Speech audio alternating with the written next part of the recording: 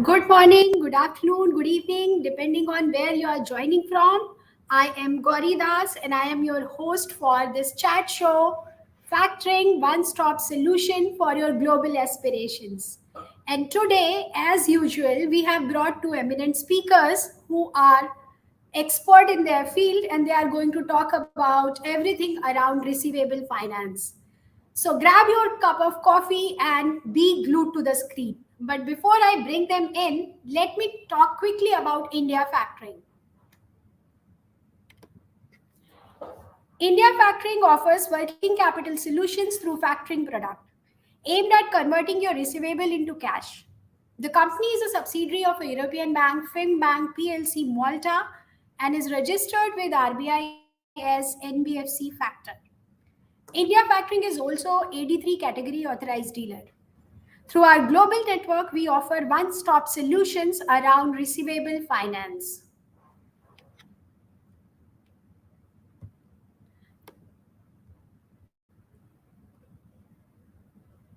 Let me talk about our first speaker today, Mr. Sandeep Mohindru.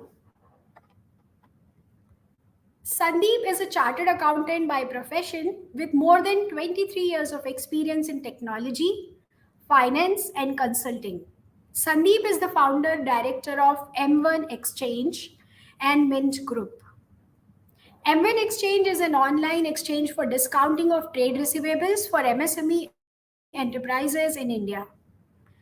The idea is to accomplish cumulative volume of bill discounting of value USD 3.5 billion in 4 years. Mint Group offers SaaS-based finance and HR solutions as well. Sandeep and team are now working towards setting up of International Trade Finance System ITFS for global transactions. Sandeep has also been chosen as India partner for Projectra, an initiative by Monetary Authority of Singapore, MAS Singapore for International Trade. Sandeep is part of NASSCOM SME Council, CII FinTech Association, with an objective to enable digital transformation benefits to the industry. Welcome, Sandeep. Thank you. Thank you so much, Gauri and India Factoring for hosting this and inviting me over. Thank you, Sandeep. And we now look forward to invite our next speaker, Mr. Ravi Valecha. Ravi is an experienced banking and financial services professional with expertise in factoring and supply chain finance. And he's currently CEO of India Factoring. Welcome, Ravi.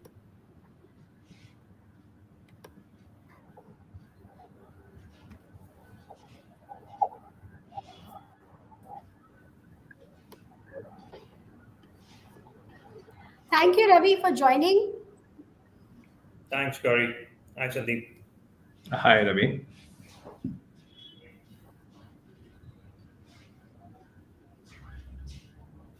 So, Sandeep, as we discussed during your introduction about this trades and M1 exchange, the whole idea seems to be extremely fascinating. You have an invoice, you put it up, and you get your money in no time. But when I was looking at the data, it did not go well with how easy or how quick the transaction can be. And despite government bringing in the regulation that any organization with 500 crore plus turnover need to be there, still there is a long way to go because last what I read was 40,000 crore, that was October 2021. This is the amount that has been clocked through Trades 3 platforms. So why is it like this? Is that lack of awareness? If that is it, we would love to hear from you so that you can spread awareness. What is Trades and what is the role of M1 Exchange in this whole ecosystem of receivable finance? Over to you, Sandeep. Sure, Gauri, sure. Yeah. So essentially, you're right, Gauri. Seems Threads. technology at its best, and Sandeep is unable to connect. Can you hear me or you cannot? I can hear. Gauri, Sandeep, can you your hear me? voice is not audible. Okay. Can you hear me now? Yeah, you are back. Yes. Okay, okay, perfect. So yes, Yes, I can hear you trends. now. Okay, so trends as a concept is a recent Yes, phenomena. yes, it's perfect now. Okay, last 3 to 4 years we've been in existence, and the ecosystem has been created in these last 3 to 4 years for trends to emerge. The first 2 years of Tread's journey has been more, like I said, emerging the ecosystem. That means all the banks and the financing institutions who are on Treads getting a product note approved and sanctioned internally so that the liquidity can come on the Treads as a platform. Most of the time has gone in that, and which you can say as onboarding per se. And today, approximately 45 banks and NBFC factors together are transacting and financing the transactions on Threads. And very recently, about a month, 2 months ago, the Factoring Act has also allowed now NBFCs to come and do the factoring transactions, including Threads. So in the new financial year 22, hopefully you should see about 100 to 150 NBFCs also joining Threads as a liquidity provider. So the liquidity is increasing multifold on Threads, and that's what is driving the volumes now. In the current financial year, which is going on, ending in another 2 weeks from now, all Threads platform would have done transactions worth 37,000 crore for the full year, just for this financial year. And overall, between from start to now, which is 4 years from now, we would have done transactions worth about 60,000 crores. So out of that, if you actually look at it, the lion's share has happened in the current financial year. So this is how it is emerging, and the adoption is going up multifold. The number of participants which are live on the threads are in excess of 35,000 enterprises on all threads platforms put together. And how it works is essentially there are three participants on threads. One is a large corporate, second is an MSME, and third is a bank oblique a financing entity. And the MSME who raises an invoice on the large corporate submits his invoice for factoring, oblique discounting on trades, and the large corporate approves the invoice digitally for its validity, due date, commercial side of the transaction in terms of quality, quantity. Because this is validated electronically and duly authorized by the board resolution of a large entity, it brings a sense of, I would say, genuinity to the financier that this transaction has no dispute per se between buyer and seller. Now, once the invoice is approved, then the financing institution comes and bid to discount the invoice. And basis the best bid, the financier is selected by the supplier and the transaction is completed. The second part of the transaction is the collection from the large corporate on the due date, which is the due date for the receivable. Let's say this is 60 days or 45 days, and on that due date, Treads has an auto debit on the large corporate account, and we collect the proceeds and give it back to the bank who has funded it initially. So that's how the whole leg of the transaction happens. Now, what role does M1 play in this? Of course, we are onboarding all the participants. We are enabling the legal agreements between all of them. Now, this is an important part, is that because this is an exchange and this has been given as a name of an exchange, it enables many to many relationships. That means a financier, let's say any bank or a financing institution onboarded once, doesn't have to sign agreement with 35,000 enterprises in India. They sign with the exchange and they get access to deal, finance, use KYC of these 35,000 enterprises, which have been done by the exchange. Now, from an MSME perspective, I mean, he gets an access to 44 banks in one go without signing any agreement with them. He gets to finance transactions for his customers of any number. I mean, whether it's a Maruti or whether it's a Hyundai or whether it's a Toyota, it doesn't matter to him. I mean, he can do his transactions by onboarding once. So that's why we call it many to many relationships. So M1 has to enable this ecosystem, this network, wherein you have to onboard, you have to source the limit from the banks by running a credit note with the banks on a specific anchor buyer, and then the MSME start to transact. So if you ask me, the speed of financing on M1 now is 1 hour. I mean, so if you put your invoice, on an average, we see that in an hour it gets discounted, and next day morning between 8 a.m. to 2 p.m., the money is credited to the supplier's account. And from onboarding an anchor to his limit setting to enabling him to start the transaction. Today, it has come down to 3 days, which earlier used to be in the range of about 5 months, 3 to 5 months earlier. Now it's come down to 3 days. So if once the agreement is signed and the limits are set, and the vendor is onboarded, and they can start their first transaction. So that's the kind of evolution which has happened in the ecosystem today to reach that. Over to you, Gauri.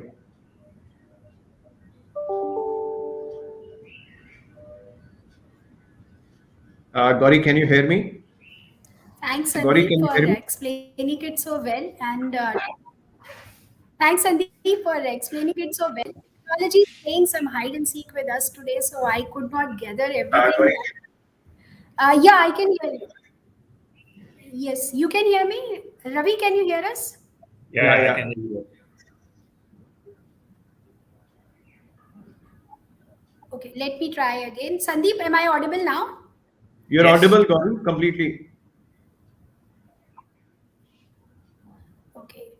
Yeah, so I said that technology is playing hide and seek with us today, and I could not gather everything that Sandeep said, but I hope. Okay, thank you. I hope our audience were able to understand how it works. And there is a need of speed today. And like Sandeep said, what was happening in months is happening in hours today. So that is a very good move. And another thing that I could gather was the transaction volume is increasing multifold, especially this financial year. It has gone to 37,000 crore, is what I heard. If it was not the right number, Sandeep will definitely rectify this. But if that is the number, then it is really good because 60,000 so far and 37,000 in just a financial year. So good days lie ahead. And as trends say, "Kal kare so aaj kare so trends." So that's how it should be. Now talking to Ravi. Ravi, there is a need of speed, but there is a need also, especially when it comes to money. So IRDA has played it a very has bring up a very good move, and they have recently allowed insurance company to issue insurance in favor of lenders, NBFC factors to finance against domestic receivable of sellers. Will it encourage more factoring companies to come into the domestic receivable financing space? Will it support factoring business growth in India? What are your views on that, both on domestic and export front? Yeah. So if you were to assess, Ravi, I hope I was the audible. yes, you are. Thanks. I can answer. I'll carry on. So if you were to assess Seems you are globally, unable to connect with. Sandeep, you can hear me, right? Yeah, yeah, I can hear you. Carry on, Gauri, Ravi. there is something issue with your end. My end, it's working perfectly fine, and Sandeep's end also. Okay, I'll carry on. So, internationally, if you were to check Yes. factoring, the growth of factoring across the Okay. world, it has been the factoring growth has been backed uh, equally or more by the credit insurance. So, actually, when you see, the fundamentals of financing the SMEs or MSMEs, you need a credit support, right? because these MSMEs and SMEs are not able to provide any underlying collateral or security, which many a times the banks end up asking for it. So, what is that something which can be supported? But many of these SMEs, MSMEs end up supplying to mid corporates and even large corporates. The strength of the underlying receivables is equally worth. Unfortunately, in the legal terms, we call it as an intangible security, or the security's worth is not considered like to like as a collateral. However, there are credit enhancers. I consider personally, if you were to take my opinion, I consider the strength of the receivable much more because you are deriving the comfort of the underlying trade and the large corporate who is actually ending up buying from the SMEs. To put in another perspective, you add another credit enhancer by way of credit insurance, and that has been the global benchmarks where the factoring companies and the banks across the world added a layer of comfort as a portfolio level. So that's what the job of credit insurance ends up providing, which is a much more robust credit enhancer for the MSMEs and SMEs working capital and backed by the strength of the receivables. Across the world, factoring industry has grown on the back of credit insurance. Unfortunately, in India, as anything new in India, it ends up taking time. Like Sandeep mentioned, Trends has grown good. They have done 60,000 crores in next number, past 4 or 5 years since inception. This year itself has been 37,000, which is commendable. And I'm sure that as we go along and year on year basis, the growth will be even more higher, considering that the time value of money is increasing, and the awareness levels and the push and the pull factor both are working in tandem to grow the market. Uh, I believe that the credit enhancers through credit insurance is just another cherry on the cake, which will ring fence the product, and banks and NBFCs who want to, add a layer of security will definitely jump at this proposition, not only from a trades perspective, but also from a general regular means, a textbook sort of a factoring point of view. Also, even from an export point of view, also the customers, the suppliers will definitely end up benefiting from a non-recourse proposition, not just on non-recourse, on paper, but backed adequately by the security. In international space, this adds a significant layer of comfort for the seller, as it has been demonstrated specifically during the pandemic times, which were uncertain, that many buyers across the world possibly have gone through credit issues, and many of them have gone through bankruptcies also. This is the model which secures the buyer's risk. Of course, in India, the prevalence of ECGC has been there and the regular means of coverage, but this is another important initiative where the banks and FIs can take the credit insurance on their own books and underwrite the risk. So, huge positive reformatory measures, I would say. The next level is something which RBI needs to consider this also in their guidelines, which are currently silent. But in my discussions with RBI is supportive, but that needs to be there on the paper to enable further reformatory requirements to take, I would say, catapult the factoring and including trades to the next level. So I see a next 5 years, a huge growth trajectory for trades as well as factoring. Factoring. Over to you, Gauri.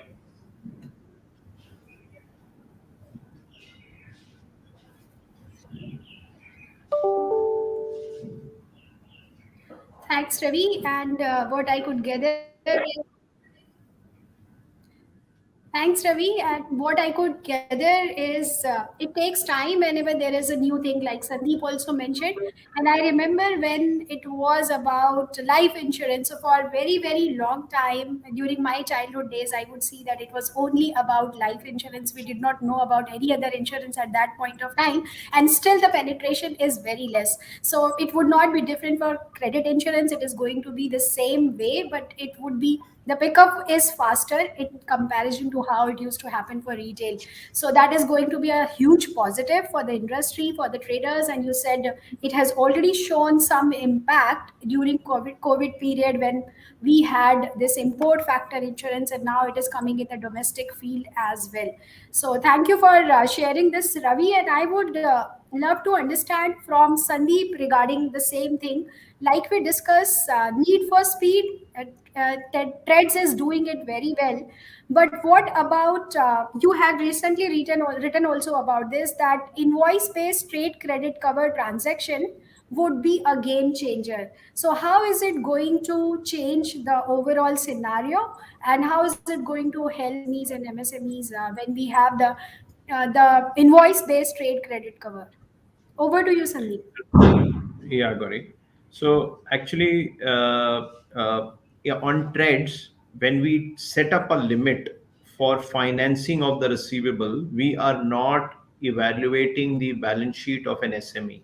We are not evaluating his credit. We are evaluating the credit of his customer, which is rightly so.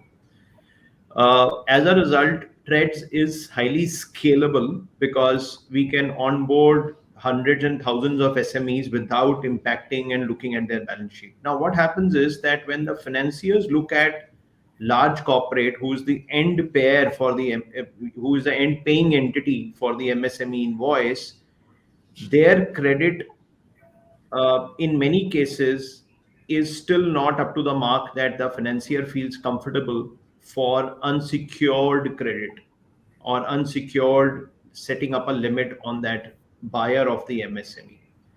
And for that purpose, the insurance will play a very important role for bringing the confidence onto the lender, that is the financing agency, about the credit limit set up on the platform like Trades, and even for factoring outside Trades. And on Trades, what we have worked with the insurance company is that if the limit can be set on an invoice by invoice basis, or not limit, I would say the insurance policy can be issued on an invoice by invoice basis rather than being issued on a whole turnover basis, which therefore is possible because this is entirely digital platform, and the bank can at their own choice decide which insurance company, which invoice. So that kind of enablement has been enabled on the Threads wide digital means. So which is what, when I reflect that the cost of doing financing include using insurance will be very competitive, or will be very more reasonable if it would have been on a whole turnover basis versus a per invoice basis. Number one. Number two, even the defaults or the insurance utilization will be invoice by invoice. Maybe that, so it is not that on a whole turnover basis the insurance cover is being taken and therefore the claim is on the entire value of the outstanding, but it's only for a specific invoice and for a specific bank.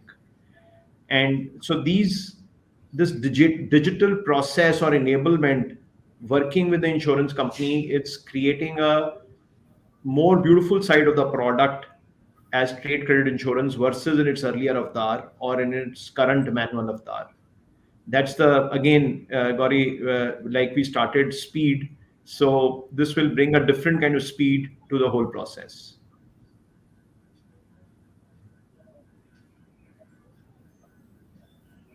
Back to you, Gauri.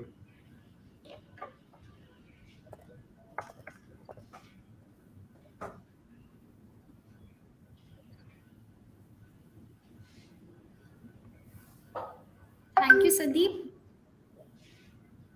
Thank you, Sandeep. And I understood that it is going to make the transactions much more secure so you can sleep better. And at the same time, it is not going to cost you a bomb. So that is added advantage of this. Thanks for sharing, Sandeep. I'm coming back to Ravi. And Ravi, it has been traditionally seen that factoring is used by SMEs and MSMEs. But now we are seeing even the mid and large corporates are also getting attracted towards the product, and they are finding a lot of benefit in going with this product.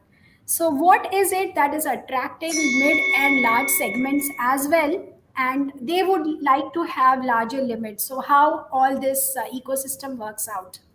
Over to you, Ravi. Thanks, Gauri, for that question. Yes, indeed. While the basic parameter of factoring is to enable working capital finance for SMEs and MSMEs, that's one aspect to look at it. However, there is other important aspect of factoring as well. So factoring is not just a financing solution. Factoring is much more than financing.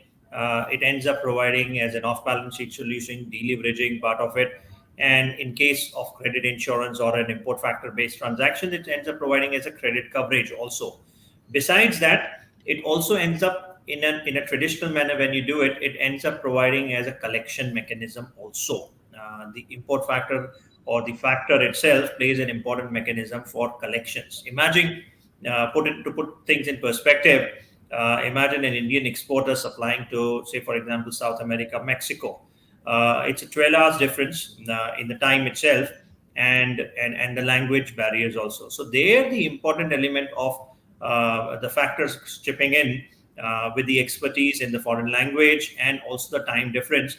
There, the gap is being fulfilled by the import factor also. So that's an important element. So besides financing, five more other critical elements come in, which is the credit to insurance part of it, the deleveraging and off balance sheet perspective.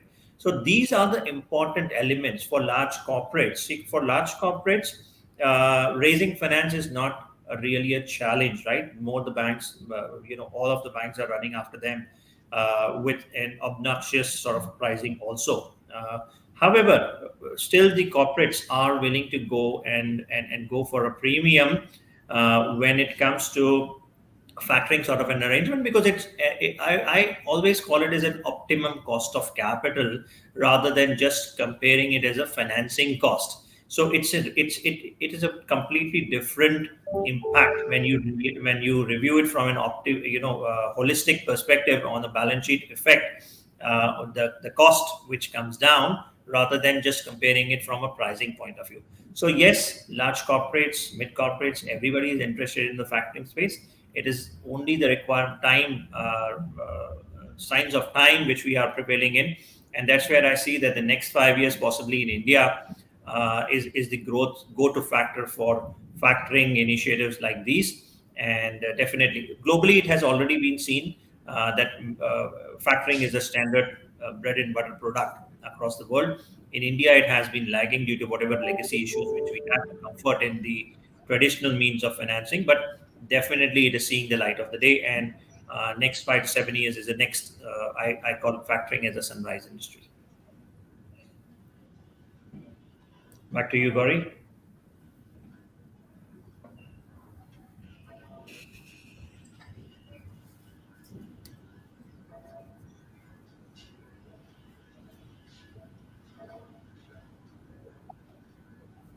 Thanks, Ravi. And you rightly said that factoring is not just a solution, it's a complete package.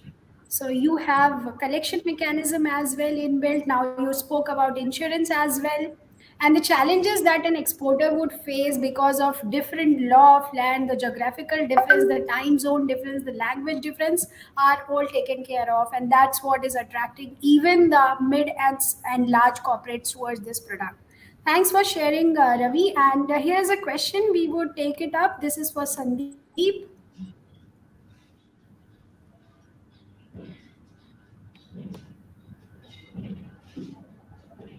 There's a Yeah, Gauri. serious lag at my end, so my apologies for that. Sandeep, the question is, what would be TATs and documentation required for SMEs to get onboarding on exchange? Is there any upfront fees? This is from Puneet. Puneet, thanks for joining and asking your question. Yeah, yeah. Yes, Puneet. So the turnaround time Over to you, is, Sandeep. yeah, yeah, yeah. So Puneet, the turnaround time is 15 minutes actually, and the documentation required for SMEs is all online. what we have enabled on M1 is a digital onboarding process wherein the SME just enters his PAN number and Udyam number. And using the Udyam number, we fetch 70-75% of his enterprise data from multiple sources. And the SME just need to validate on the screen if the data is correct, that has been sourced. And practically in 10 to 15 minutes, we onboard the SME, including video KYC, if it's a proprietorship. If it's a partnership, oblique private limited, yes, one has to fulfill the formalities related with that for KYC. But the documentation, the agreement signing for onboarding, everything is digital. It gets completed in 10 minutes. That's as far as the onboarding is concerned. Today, and it's a very, very pleasant surprise. Today, 900 cities people are logging in using mobile phone and getting their invoices discounted. So, over and above 100 cities in India are all, upcoming cities, C cities, D cities, and but people are logging in from 900 cities and doing this. So thumbs up to the digital evolution of India. I would say that they are today able to do it. As far as upfront fees is concerned, it's just a very small onboarding KYC fee in a way, so that the cost of the KYC and the agreement, etc., is covered, and it's a very small fee value. That's it. And otherwise, the MSME pays as and when he does the transaction. I mean, there's no fixed fee for anyone, for any of the participants. If there is a transaction, there's a small transaction fee charged. That's how it operates.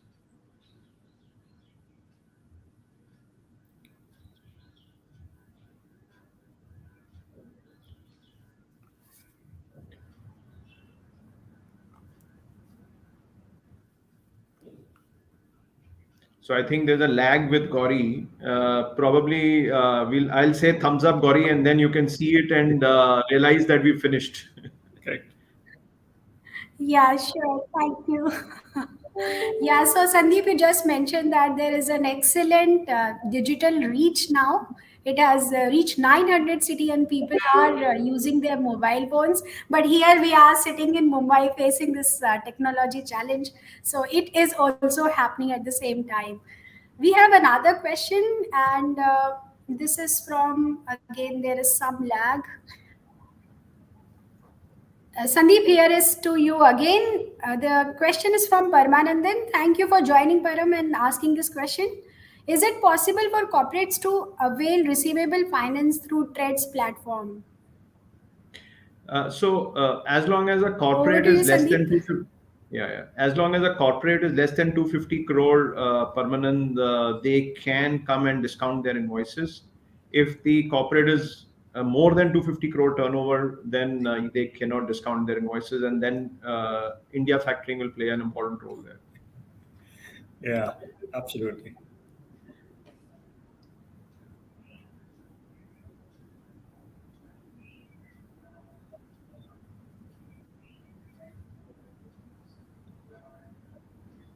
Gauri, you can start.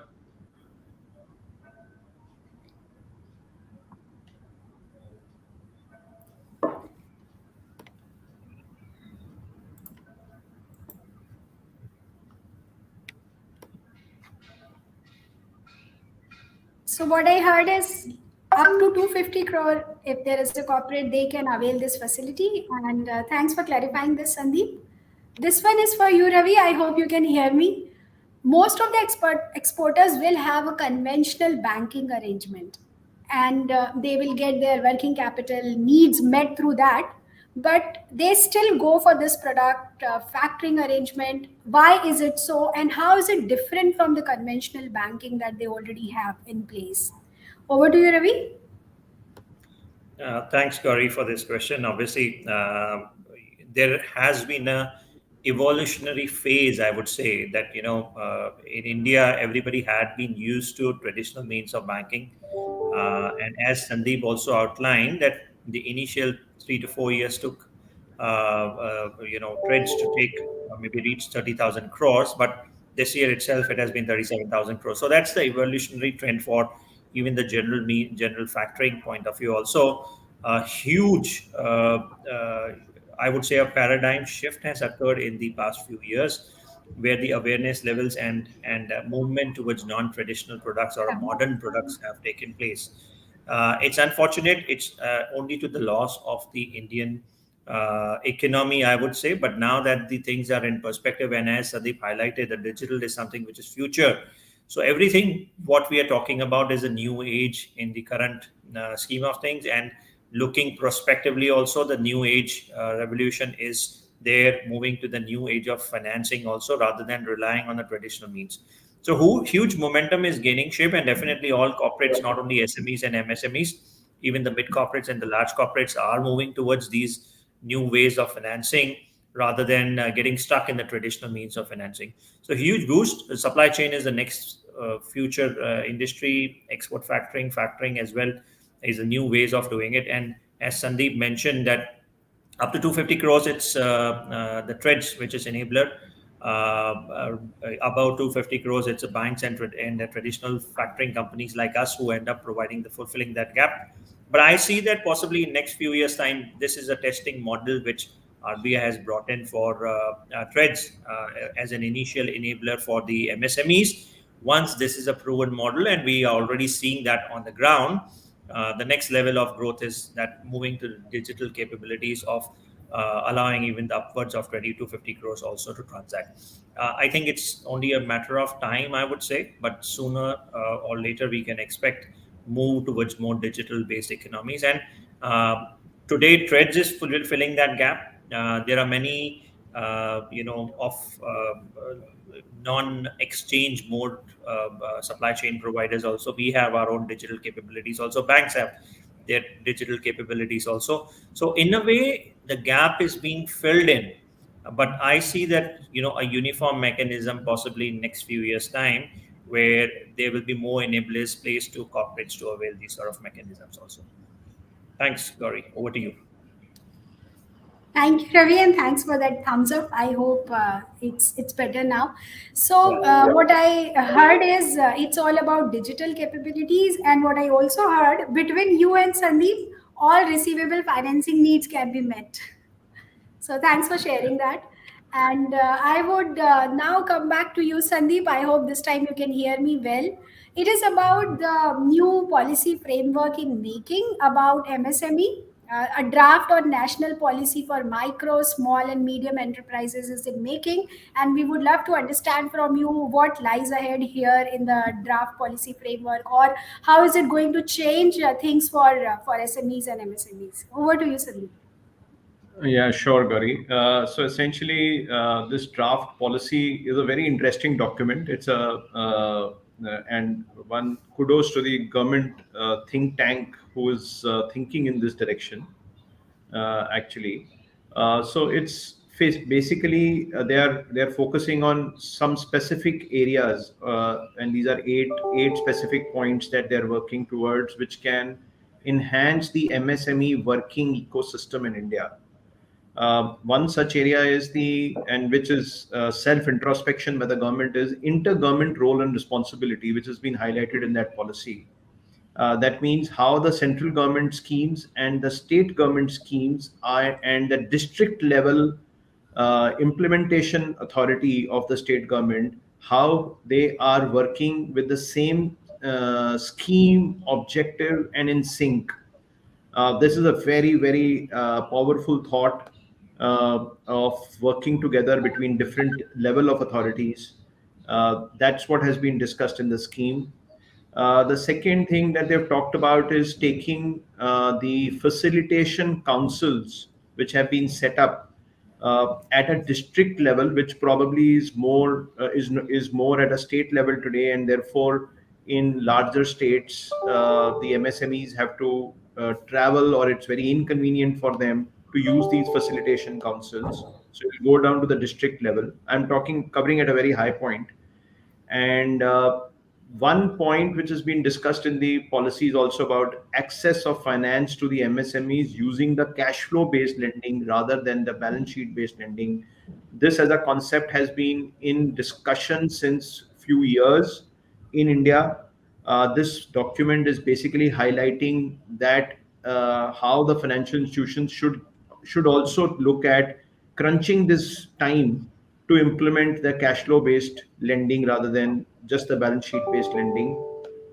Uh, Two more important points connected in this is technology development and the skill development at the MSME end, which is very crucial for India to flourish and become a 5 trillion economy. That the MSME are trained, their teams are trained to adopt technology, and skills are developed amongst them. Again, there are various points discussed in this document about that. uh, the other points connected with this is ease of doing business, and especially for the import export MSMEs, wherein it has been discussed about how the linkage with the export terminals can be simplified, in transport infrastructure can be made available. The work happens in hubs rather than happening on a fragmented basis. So that's on the ease of doing business side. Again, the document is highlighting very key points and the related actions with that.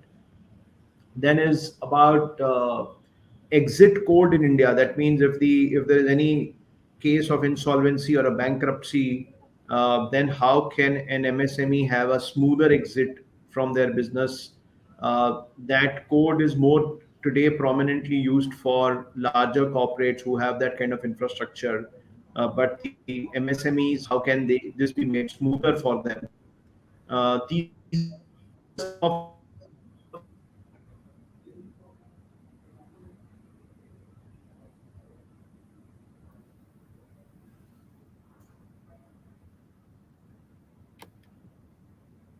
points like any other scheme.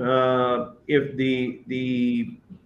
the good part is that it is documenting everything, the implementation is going to be the key driver. I mean, if implemented well, this can bring a lot of results, positive results further for MSMEs. Thanks, Sandeep, for sharing all the pointers. And looks like it's going to be a game changer. But like you rightly said, there are pointers available there, but execution is the key. So if it is executed very well, then it would make life easy for MSMEs. Here we have another question, and this question is from Anoj. Thank you, Anoj, for joining and asking your question. There has been hesitation in using digital platforms by small companies. They prefer going to banks over any online portal. How is it going to change in coming times? Anyone can pick it up, or Sandeep, you can start, and Ravi, you can add. Sure. So Anuj, I agree. There has been any hesitation, and it's a culture change in the country which is happening. And the success stories that you bring forward in front of the MSMEs all India. Like I said, 900 cities. I myself was surprised that people from 900 cities are getting their invoices discounted through the mobile phone. The discussion like this probably will uh, bring confidence and motivate more people that their hesitation gets removed. uh, the platforms have to be more secured, and that's why regulated platforms and the regulated financial institutions actually are more secured and safer vis-a-vis digital usage is concerned. We are bound by the laws of confidentiality, oblique data privacy laws in the country, and are we are audited by the concerned authorities for that. So that's very key element to bring that confidence into the people so that their data is not misused. Having said that, I don't see if the MSME doesn't evolve to use the digital platform in coming days and months, there will be any other choice. The system will push him to change. Uh, I mean, it's we are in that stage now. Yeah. Yeah, so Yes, I may Ravi. add. Yeah, so I would add, obviously what Sandeep made obviously made sense. To put things in perspective, it's like looking at glass is half full or half empty. I would say that yes, it is still half empty, but the progress, just to demonstrate, since in 2016 demonetization happened, and overnight people moved to the the digital means of financing, be it on the phones and all that. And we have seen since then the UPI has picked up, and other means of financing has picked up, and other means of making digital payments and all transacting on the digital means is very, very effective. This was further demonstrated during the past 2 years of the pandemic, when most of us were homebound, and we ended up transacting on various means, various things on through digital means. The banks were operating, although people were restricted to move out and all those things. So it has been enough proven that the momentum is there. And as Sandeep mentioned, that adaptation is something which is required. Those who adapt, they flourish. Those who do not, they perish.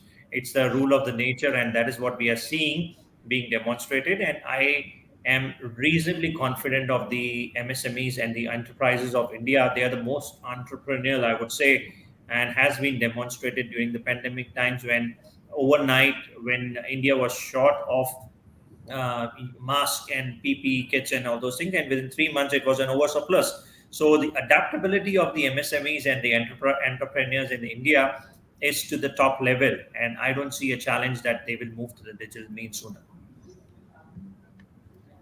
Absolutely, Ravi. And yes, you rightly said, and the data also proves it. Recent data from Government of India has shown that from 2019 to 2021, there has been an increase of 90%. I'm quoting Live Mint.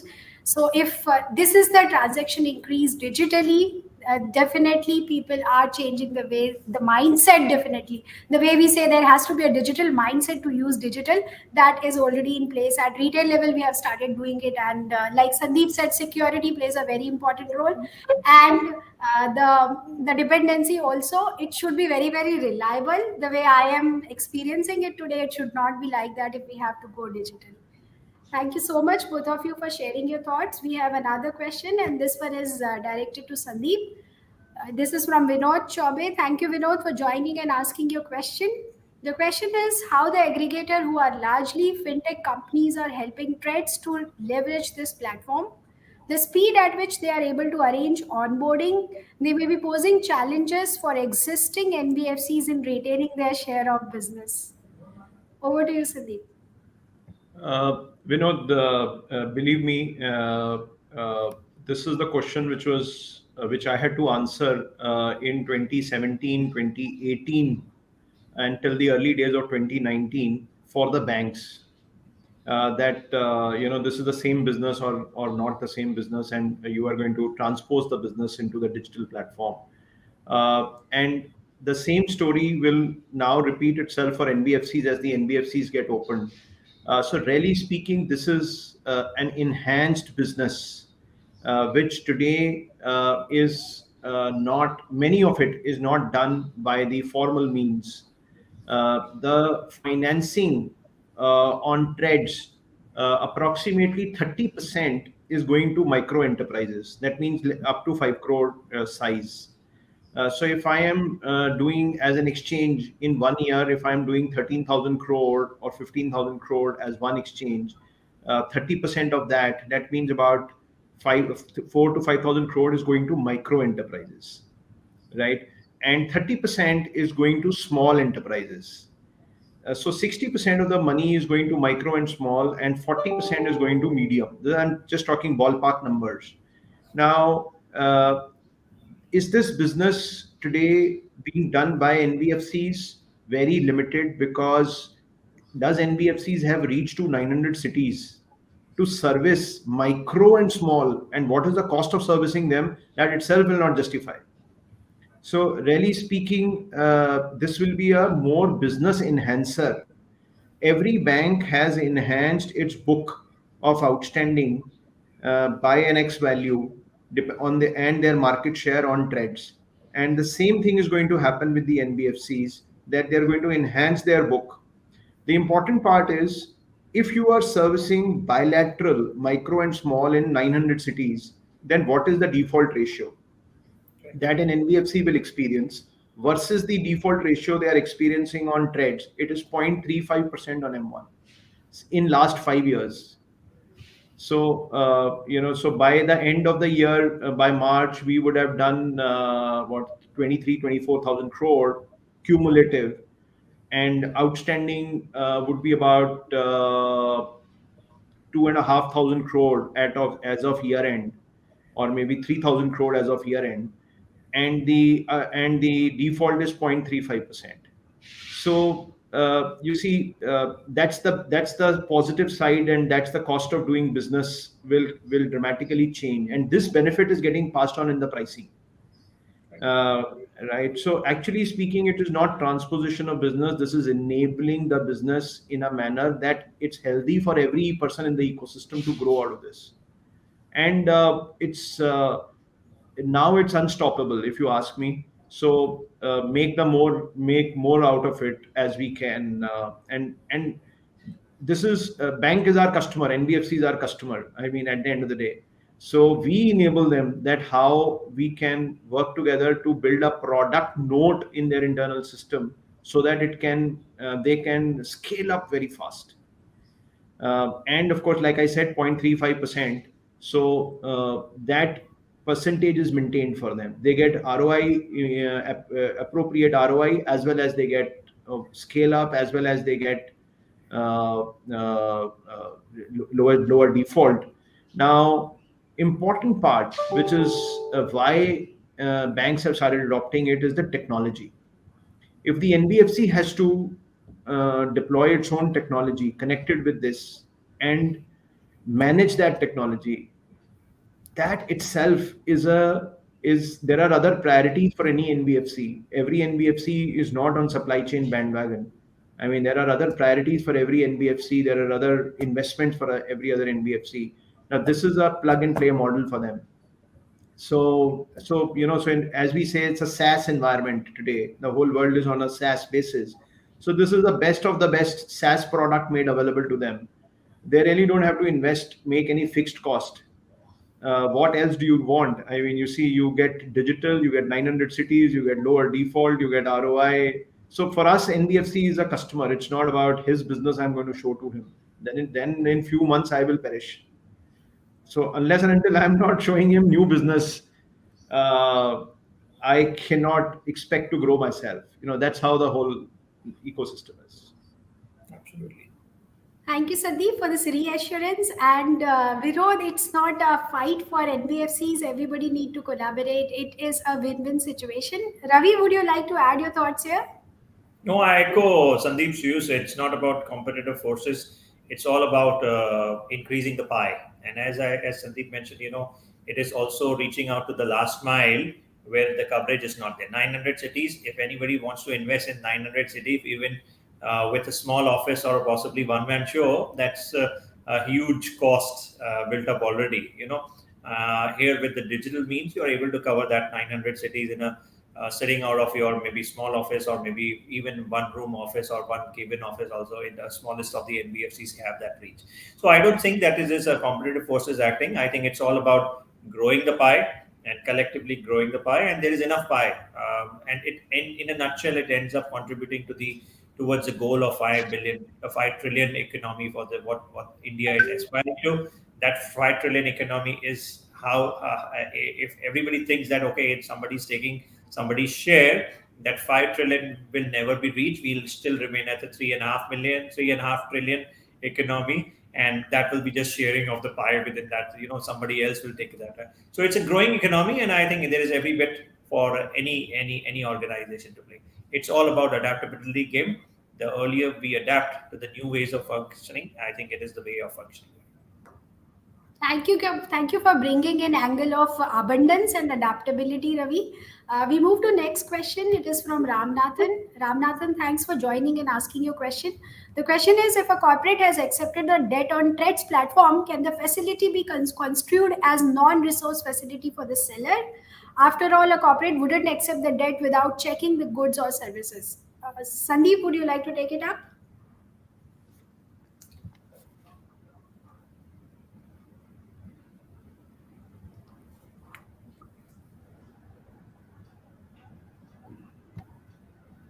Sandeep, I'm not sure if you were connected, so I'm bringing the question back. The question is, if a corporate has accepted the debt on Trades platform, can the facility be construed as non-recourse facility for the seller? After all, a corporate wouldn't accept the debt without checking the goods or services. Yes, Ramanathan, this is completely agree with you that this is a non-recourse facility for an MSME. If there is any delay in repayment by the corporate at any stage, there is no interest charged to the MSME. There is no default levied on the MSME as a rating. So everything is connected with his customer, which could be a corporate, where the penal interest or any other kind of an interest has to be recovered. So you're right in your understanding. Thanks for clarifying, Sandeep. And though we are towards fag end of the session and it's already 12:56, if I don't ask this question, the session would not get over because we are in midst of IWD, International Women's Week, and Break the Bias is the theme this year.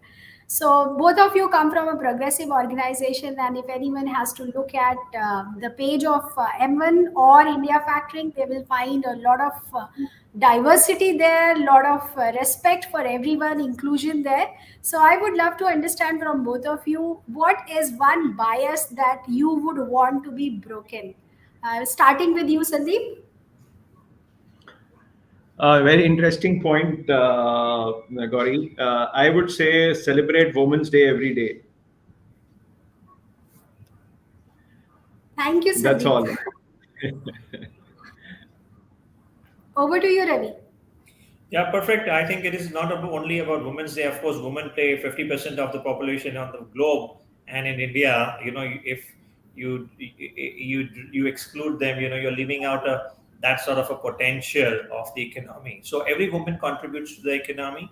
I don't think, as they say that if there are no women who are not working, as they say, either they're working from home, working at home, or working in the organization. That's the difference. So everybody's working. It's only about recognizing the true potential and bringing every woman in the potential opportunity space also. So that's about being gender neutral uh, across functions. And as regards your question on the bias, I would say it's a merit is something which we should define the ways and the means of working. We are seeing in today's crisis also the humanitarian crisis in Russia, Ukraine, where India is bringing back its huge amount of students, to around 20,000 students studying abroad, because they don't have enough opportunities in India.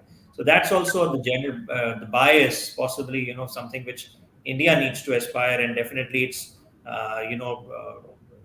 unnerved me that these many students are going because there are not opportunities in India. So these are the biases which we need to bring it out and clear in the open and break it as early as possible. Thanks. Thank you, Ravi. So celebrate women every day, and we would not need a Women's Day anymore, is the message. Thank you so much, both of you, and thanks for being patient with me as I had a patchy connection today. Thank you so much for your patience, being here, and responding to all the questions. Thank you. Thanks, Thanks Gauri. so Thanks, much, Ravi. Ravi. Bye. Bye. Thanks, Sandeep. Thank you so much, everyone, for joining us today. Like I said, there were challenges, technological challenges, but the show must go on, and it went on, and we got all answers what we were looking at. Thank you so much once again for being here. If you want to know more about India Factoring, you can go to our website www.indiafactoring.in, or our LinkedIn page, or Facebook, or YouTube. We are present everywhere, and we are ready to cater to your requirements. We will be back with another interesting session on fourth Thursday. We are here on second and fourth Thursday every month, and do not miss this another opportunity to connect with industry experts. Taking your leave, thank you so much.